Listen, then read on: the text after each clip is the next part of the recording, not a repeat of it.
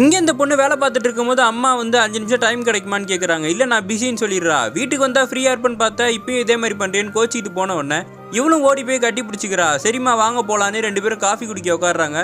பக்கத்துலேயே சின்ன ஒரு முடிச்சும் வச்சுருக்காங்க. அப்போ இந்த பொண்ணு சொல்கிற ஆஃபீஸில் நான் தான் ப்ரெசன்டேஷன் பண்ணணும், ஏதாவது சொதப்பிடுவனோ வளரிடுவோன்னு பயமாக இருக்குது அப்படின்ன உடனே இவங்க சொல்கிறாங்க, நீ இவ்வளோ பதட்டத்தில் இருக்கிறத பார்த்தா உன் பிறந்தாளுக்கு ஒரு கிஃப்ட் கொடுக்கலான்னு நினச்சேன், அதை இப்பயே கொடுத்தா தான் கரெக்டாக இருக்கும்னு சொல்கிறாங்க. அதுக்கு முன்னாடி ஒரு கதை சொல்லி ஆரம்பிக்கிறாங்க. ஊரில் பெரிய தோட்டம் இருந்தது, தாத்தா தான் அறுவடை பண்ணுவார்.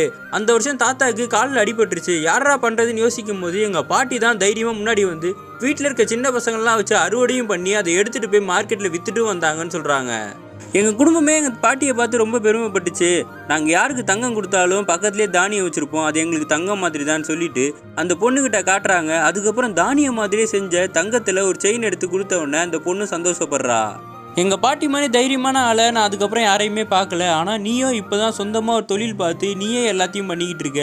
உன்னை பார்க்கும்போது எனக்கு பெருமையாக இருக்குது. நீ தான் இப்போ இருக்கிற தைரியமான ஆளுன்னு சொல்லி இந்த செயினை அதனால தான் நான் அவங்ககிட்ட கொடுத்தேன்னு உடனே இந்த பொண்ணு கண் கலங்கி போய் அதை கட்டி பிடிச்சிக்கிறா.